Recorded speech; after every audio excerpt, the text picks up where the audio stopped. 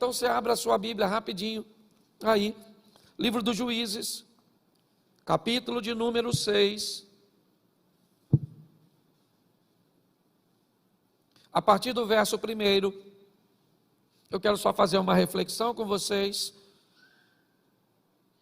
até porque eu acho que o ambiente aqui bíblico é bem parecido com tudo aquilo que nós estamos enfrentando, então eu vou ler bastante, mas vou falar pouquinho. Vamos lá. Porém os filhos de Israel fizeram o que parecia mal aos olhos do Senhor, e o Senhor os deu nas mãos dos midianitas por 7 anos. Prevalecendo a mão dos midianitas sobre Israel, fizeram os filhos de Israel para si, por causa dos midianitas, as covas que estão nos montes, e as cavernas e as fortificações. Porque sucedia que, semeando Israel, subiam os midianitas e os amalequitas, e também os do Oriente contra eles subiam. E punham-se contra eles em campo e destruía a novidade da terra até chegarem a Gaza, e não deixavam mantimento em Israel, nem ovelhas, nem bois e nem jumentos, porque subiam com os seus gados e tendas, e vinham como gafanhotos, e em tanta multidão, que não se podiam contar, nem a eles, nem aos seus camelos, e entravam na terra para destruir. Assim, Israel empobreceu muito pela presença dos midianitas. Então, os filhos de Israel clamaram ao Senhor. E sucedeu que, clamando os filhos de Israel ao Senhor por causa dos midianitas, enviou o Senhor um profeta aos filhos de Israel, que lhes disse: assim diz o Senhor Deus de Israel, do Egito eu vos fiz subir e vos tirei da casa da servidão, e vos livrei da mão dos egípcios e da mão de todos quantos vos oprimiam, e os expeli de diante de vós, e a vós dei a sua terra. Então, muda para o 11 aí. Então o anjo do Senhor veio, assentou-se debaixo do carvalho que está em Ofra, que pertencia a Joás, a Birezita, e Gideão, seu filho, estava malhando o trigo no lagar, para o pôr a salvo dos midianitas. Feche os seus olhos. Senhor nosso Deus e Pai, em nome de Jesus, nós queremos continuar ouvindo a Tua voz. Fala conosco, usa-me como um canal de bênção nesta hora, em nome de Jesus, amém, glória a Deus, amém. A primeira coisa que eu quero chamar a sua atenção para o texto, é que na maioria dos textos do Velho Testamento, você não vai encontrar nenhuma honra e nenhuma expressão de atividade satânica. Todas as vezes que o mal for aparecer no Velho Testamento, ou a grande maioria deles, você sempre vai ver o Senhor sendo designado como o autor do mal. Isso era uma prática muito comum, certo, no Velho Testamento. O espírito mau que atormenta Saul, ele vem da parte do Senhor. É o Senhor que endurece o coração do faraó, e não há expressão de que quando Moisés desce ao Egito, certo, para negociar com o faraó como um estadista, não há nenhuma expressão de uma ação satânica. Sempre é muito claro no texto bíblico que é Deus que endurece o coração do faraó. Eu confesso a vocês que aprecio muito mais esse cenário do Velho Testamento no que diz respeito a essa tônica do que do Novo Testamento. Eu acho que muitas vezes nós vemos a manifestação direta de Satanás, sim, explícita no Novo Testamento, provavelmente porque o Filho de Deus estava pisando nessa terra. Então, já aqui o Cristo estava pisando aqui, me parece que isso deu margem para que o inimigo também fizesse isso de uma forma explícita e mais clara. Mas eu confesso que a Bíblia nos diz que aqueles que pertencem a Deus, o maligno não lhe toca. Então muitas vezes oferecemos muito crédito ao mal. Muitas vezes nós expomos muito a ação maligna. A Bíblia diz que os anjos do Senhor acampam-se ao redor daqueles que o temem, mas que Satanás está ao derredor. Me parece que o inimigo precisa de um voucher, ele precisa de uma autorização, ele precisa de um ingresso para entrar na nossa família, para entrar nos nossos negócios, porque nós somos capazes de blindar tudo isso, mantendo uma comunhão com Deus, uma afinidade, um estreitamento de relacionamento para com Deus. E nós estamos diante de um texto que fala de uma grande crise, que trouxe medo, trouxe isolamento social. Nós estamos olhando para um texto que descreve muito bem o ambiente que nós estamos inseridos na atualidade. O texto diz que os midianitas, eles entram durante 7 anos com o propósito de destruir a economia do povo, fazer com que houvesse um empobrecimento, fizesse com que aquele povo que podia caminhar livre, que podia ter liberdade, se escondessem em covas, em cavernas, porque todas as vezes que eles marchavam com um nível de destruição muito alto, e preste atenção, era muito mais do que uma destruição financeira, era uma destruição moral, era uma destruição e um caos emocional, porque se quisessem destruir, teria feito isso logo no início, entrava com seus exércitos e matava toda a nação. Só que eles não queriam matar a nação, eles queriam usar a nação como um subproduto para eles. Eles produziriam durante um ano, e assim que estivesse um ambiente de colheita e de armazenamento, eles programavam uma invasão, mas não matavam as pessoas, iam embora com todos os recursos que eles tinham construído durante esse período. Então você imagina, eles plantavam para o filho dos outros comer, eles plantavam para que os outros prosperassem. Por final, eles buscavam cavernas, covas, um ambiente onde eles conseguissem se esconder, se isolar, por causa do medo. Era isso. E nesse ambiente, Deus vai enviar recursos. Nesse ambiente, o povo volta o seu coração para Deus. E Deus é misericordioso. Deus é bom.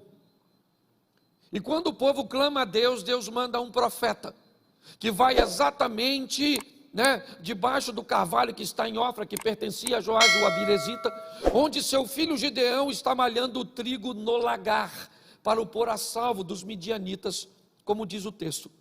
Preste atenção, Gideão também é alguém que está com medo, é alguém que tem sofrido os danos, o empobrecimento. Gideão é alguém que tem visto e vivido todas as dificuldades, como todos os demais. Porém, apesar do lagar ser um ambiente para beneficiar uvas, malhar o trigo no lagar é algo extremamente desajeitado, incoerente. Para malhar o trigo, ele precisava de um espaço maior, de uma condição mais favorável. Mas ele não tem isso. O que ele tem é um lagar. E me parece que Gideão vai ser escolhido, não porque Deus tem privilégios, não. Eu tenho aprendido que a oportunidade ela é basicamente universal. As pessoas é que decidem o que irão fazer com elas.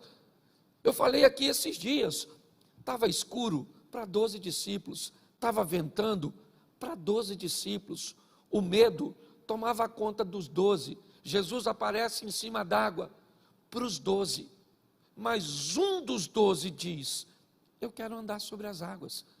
E por que é que os outros 11 não andaram? Porque não quiseram. Se quisesse ir, o poder que Jesus tem, daria suporte para todos eles andarem sobre as águas. Imagine se fossem mais ousados, dissessem para Jesus, já que estamos aqui, vamos embora a pé, andando sobre as águas.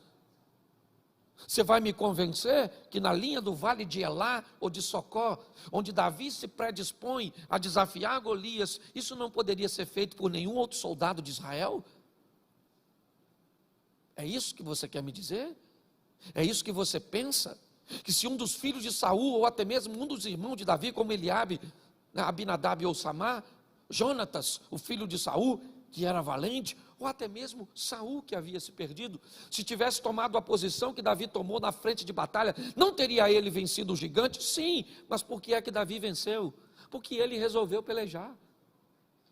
A dificuldade tem vindo para todos, seja no campo espiritual, emocional ou material. Se você pensa que há um complô do mundo ou da estrutura contra você, você está muito enganado. A proposta do maligno é roubar, matar e destruir. Essa é a sua missão.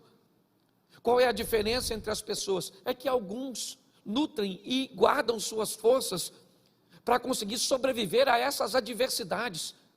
A maldade está espalhada em todos os ambientes. Ah, pastor, mas Jesus vai voltar e tem que se cumprir tudo isso, tem que se cumprir e vai, mas isso não significa que eu que tenho que abrir uma concessão para aceitar tudo isso, de qualquer maneira. Nós somos um soldado de Cristo, enquanto nós pudermos, nós vamos estar lutando contra o sistema. Posso ouvir um amém da igreja? É isso, é assim que funciona. Apesar de todo aperto, de toda dificuldade, de todo ambiente inadequado, Gideão é alguém que está trabalhando, para quê? Para levar recursos para a sua família, num ambiente exposto, não. Ele está num ambiente onde as pessoas não consigam vê-lo, um lagar, um ambiente pequeno, onde seu propósito é malhar o trigo e escondê-lo para alimentar a sua família. Mas os midianitas estão vindo aqui, estão roubando, e já que eles estão roubando, eu não vou produzir, não.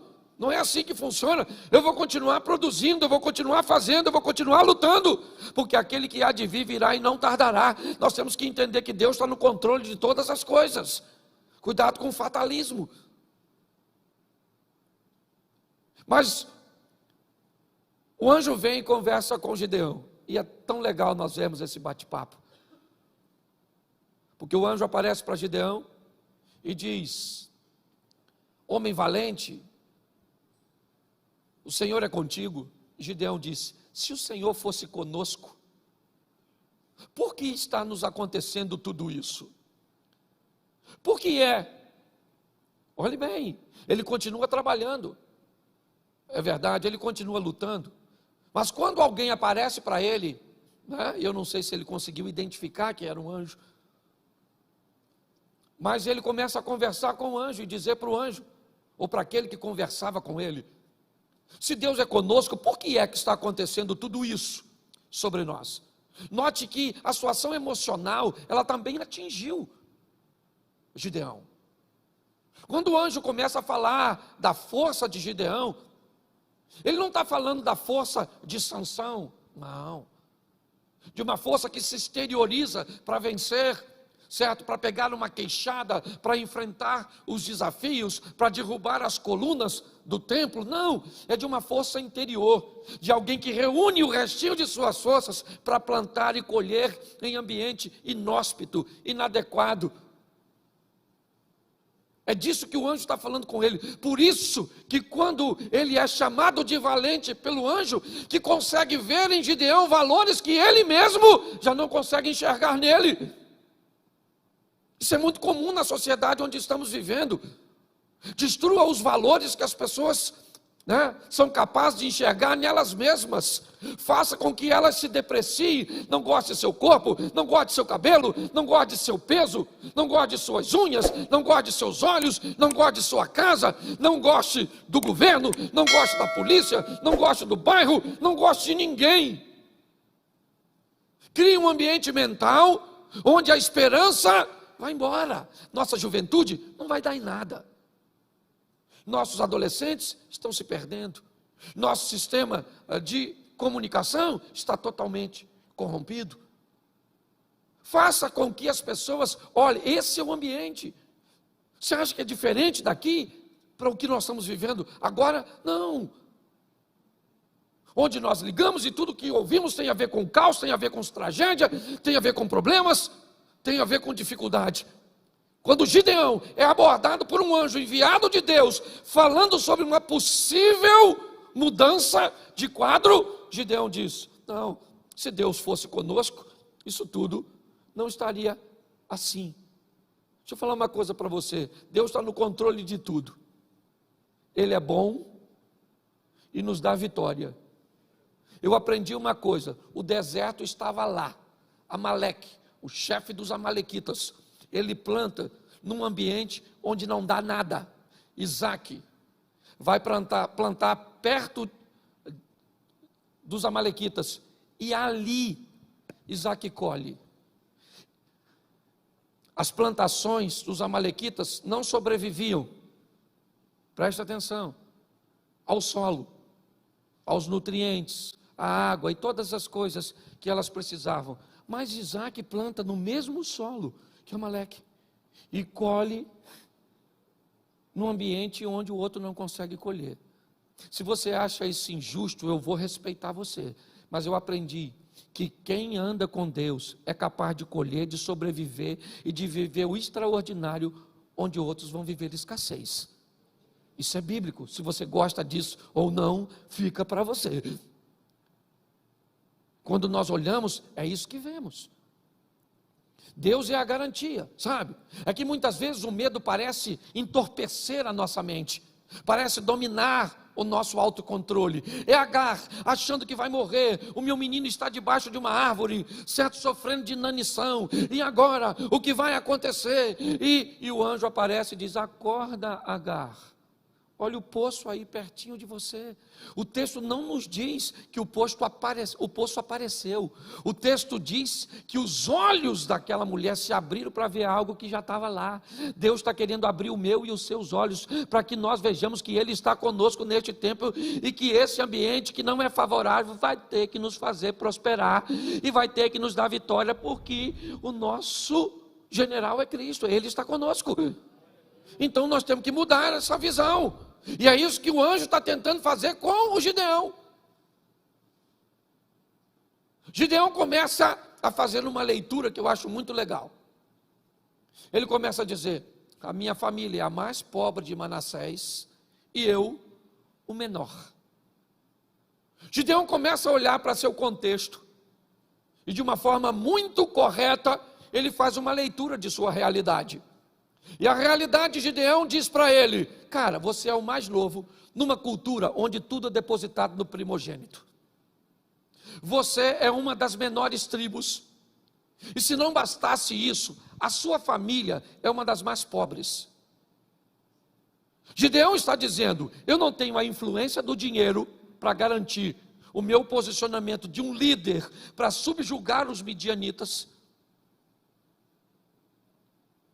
Eu não tenho a força da liderança de um primogênito que teve a escola de treinamento, sendo treinado por seu pai para treinar seus irmãos. Eu não tenho isso. Ele começa a mostrar o quê?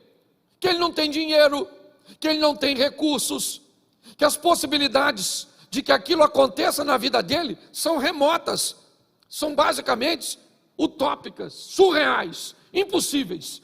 É isso. É isso que esse cara está descrevendo. E com quem que ele está conversando? Com o enviado de Deus, onde o enviado de Deus está dizendo: eu estou levantando você para que você lidere uma revolução.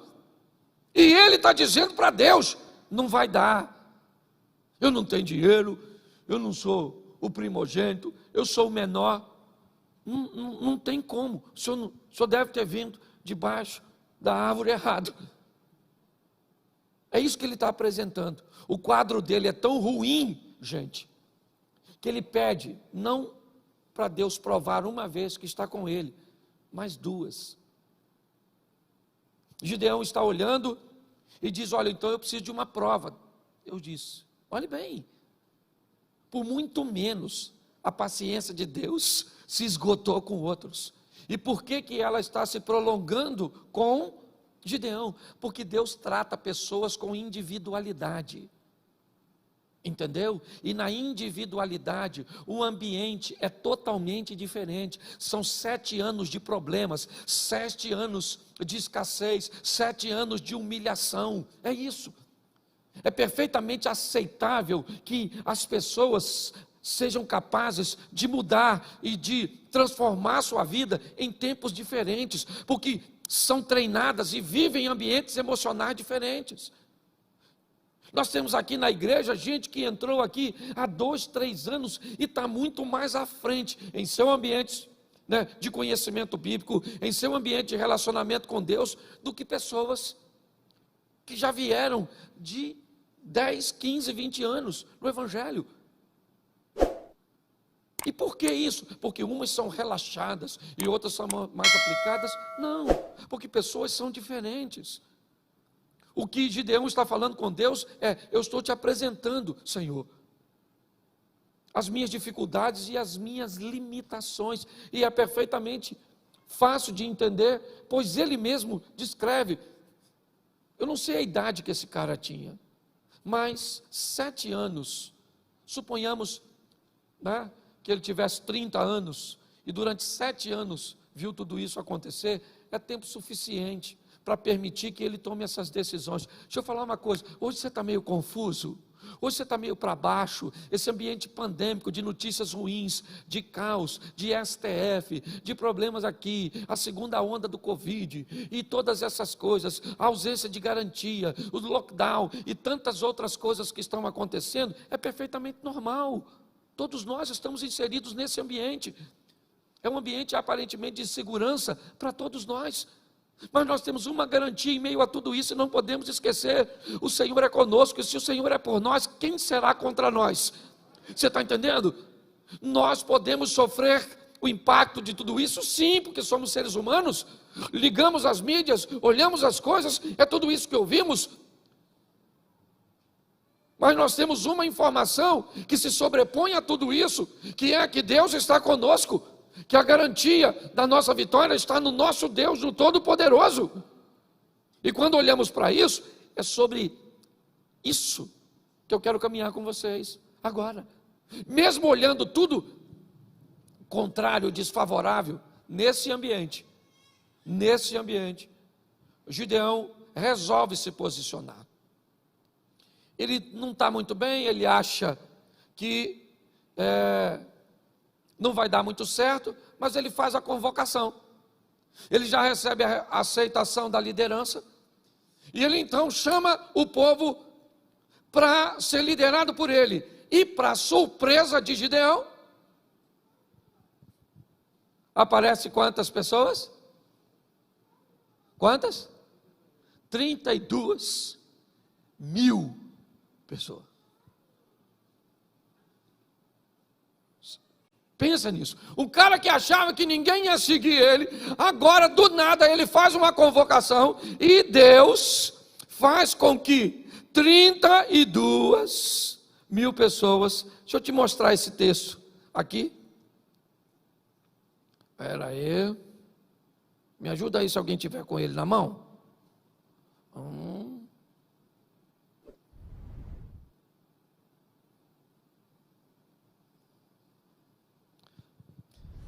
Capítulo 7, verso 3. Põe o 3 aqui, que aí fica mais rápido. Agora, pois, apregou aos ouvidos do povo, dizendo: quem for covarde ou medroso, que volte e vá-se apressadamente das montanhas de Gileade. Então voltaram do povo, quantos? Quantos? O cara tem 32.000 homens para ir numa batalha. E agora, ele que estava com medo antes, agora ficou corajoso para aceitar o projeto. E quando ele viu aquela multidão de gente, ele falou: agora nós estamos juntos, 32.000 homens. Se eu estava com medo, não estou mais. Aí Deus mexe no medo e diz: pergunta, quem desse pessoal aí que está com medo, mande para casa. Ele deve ter pensado: além de mim? E ele pergunta: quem está com medo pode ir embora. 22.000, cara. Pensa ele olhando 22.000, mas ainda sobrou 10.000, e 10.000 é gente pra caramba, né? Sim ou não? Sim ou não? Mas Deus achou que era muito. Porque não basta ganhar uma batalha, gente, é recuperar a atmosfera de fé no coração do povo. Não é ganhar uma batalha contra os midianitas, contra os moradores das montanhas de Seir, contra amalequitas, contra jebuseus, cananeus, perizeus, heteus, e quem você quiser colocar, gigantes, filhos de Anak, faça o que você quiser, egípcios, assírios, babilônicos. Não é isso. A questão não é ganhar uma vitória, a questão é construir dentro desse povo algo que se perdeu, o comprometimento e a fé no Deus verdadeiro. Quando sobra 10.000 homens, ainda dá para ir, 22, ainda estão indo. E Deus diz: agora leva essa turma para beber água. E eu só tenho mais um processo seletivo. Quem pegar a água com a mão e trazer a boca, você separa para um canto, e quem baixar para lamber, para tomar direto, você separa para lá, certo? 300 homens pegaram a água e trouxeram aqui, e 9.700 lamberam. O que Gideão deve ter pensado? Deus vai mandar embora os 300, e eu ainda vou com 9.700. Deus falou, manda os 9.700 embora, porque nós vamos agora com 300. Pô, gente, de 32 mil sobrar 300, me parece que Deus está querendo jogar a fé, que esse pobre coitado está tentando construir de ralo abaixo. A nossa garantia para vencermos as batalhas, por muitas vezes, vão estar em nossas mãos. Isso é verdade. Expertise, nossa preparação, conhecimento, network e tantas outras coisas. Mas tem coisas que as mãos não resolvem, que são os joelhos que vão resolver, que é no altar que se resolve, que é na presença do Eterno e na manifestação de Deus. É assim que funciona. O processo, às vezes, pode ser totalmente resolvido por Deus, como a abertura do Mar Vermelho e até mesmo ao Jordão. Mas chega em determinado tempo que Deus diz, agora não é só comigo, eu derrubo os muros e você entra com os soldados e conquista Jericó. Me parece que é um crescimento, é o que nós precisamos viver com Deus, e grande parte de nós, às vezes me parece que não foi habilitada para isso, não foi habilitada. Entenda, em determinados momentos a chave vira, você precisa ir para a próxima fase, você precisa ir para o novo nível, e algumas pessoas não são habilitadas para ir para o novo nível, sabe? Me parece que é como se chegasse um novo aplicativo ou uma nova versão daquilo que você gosta muito de utilizar, você não tem mais condições de fazer o upgrade, sabe, essa passagem para o próximo nível, para viver o incrível, o extraordinário, o sensacional. É com 300 homens que esse cara vai a uma batalha, não para ganhar a guerra, ela é derrota garantida.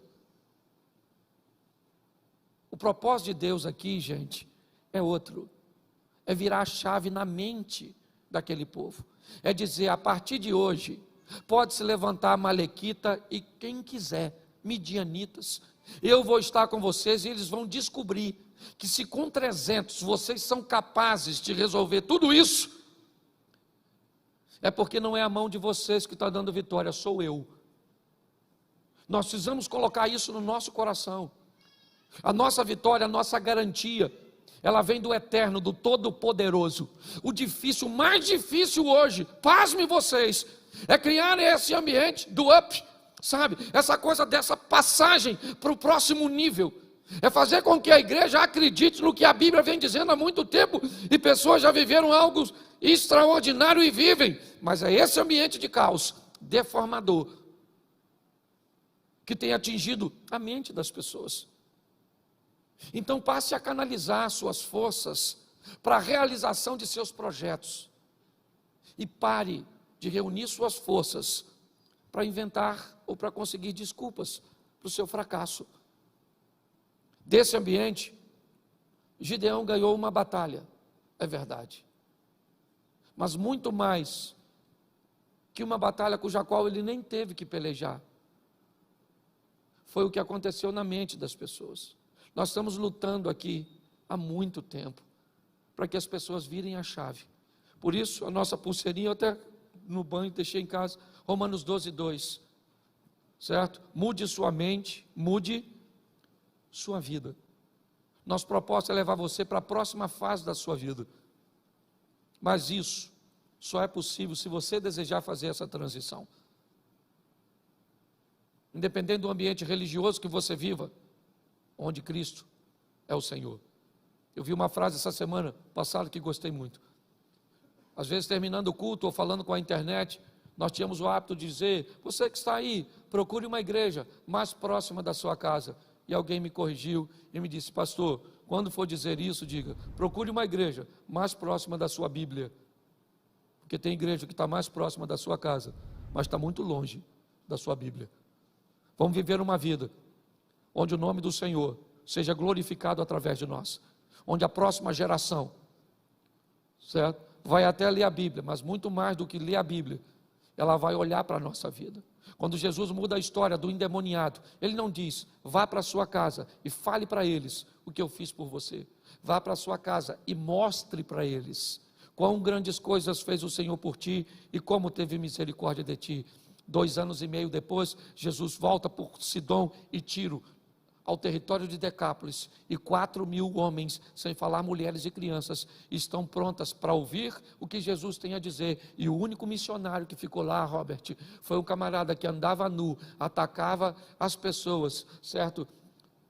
Por quê? Porque ele consegue enxergar valores que nós não conseguimos enxergar. O ano está acabando, é verdade, e ele ainda pode trazer para a sua vida coisas extraordinárias. Para Deus fazer um milagre, o ano não precisa virar. O que precisa virar é essa chave na sua e na minha mente. Então eu preciso que você fique de pé agora e saia, porque hoje é o primeiro dia da semana, e hoje, né, já é basicamente a última semana.